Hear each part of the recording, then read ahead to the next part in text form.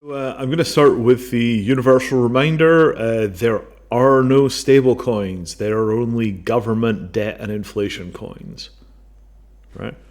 That's the fundamental problem. The entire point of Bitcoin was that it took the issuance of currency out of the hands of government and gave it to the people.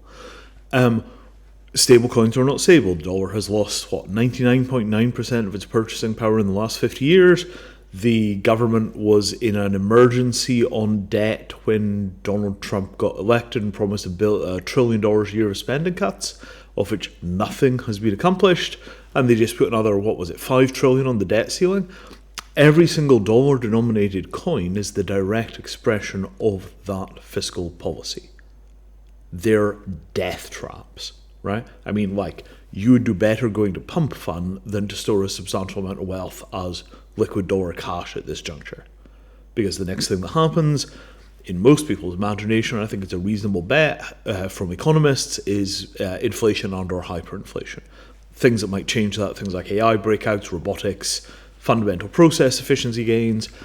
But you've got to understand that the dollar is a product, and the product is made by a bunch of unreliable maniacs that would have gotten kicked out of crypto for disreputable behavior had they done to a token what they've done to the dollar. Right? There are no stable coins. Conceptually, it's a lie. Then we get to CBDCs, all of the same problems, plus surveillance baked in. So, I think of stable coins as being an absolutely necessary evil, but nobody should be in stable coins more than about, 2.5 seconds, right? You go from some kind of hard asset, gold-backed token, real estate-backed token, through a stable coin to make a dollar-denominated payment, and it's just convenient to have that dollar-denominated stuff tokenized for the time being. But we must never, ever, ever, ever, ever confuse crypto with stablecoins. Stablecoins are a death trap. They are a fiat booby trap. They might have a lot of utility, and it might get a lot of people on chain, but they're not on chain. They're just using it for payments. It's a very delicate area. The other thing I'm going to mention here is the whole thing of the T-bills.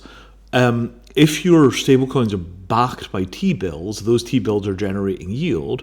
So you give them $1, they buy a T-bill, they keep the yield on the T-bill, and then they give you back your dollar. But if they have an accounting problem, they keep your money and you lose all your money. And if they make a lot of money for some reason because they weren't in T-bills, they were in some diversified portfolio, you don't get any of the upside on that. So, I really do think that from every conceptual level, stablecoins are the worst thing in crypto. Really, really even worse than meme coins. But they are still a necessary evil. You still need them to be able to get crypto connected to the real world, but I don't think anybody should be holding value in them.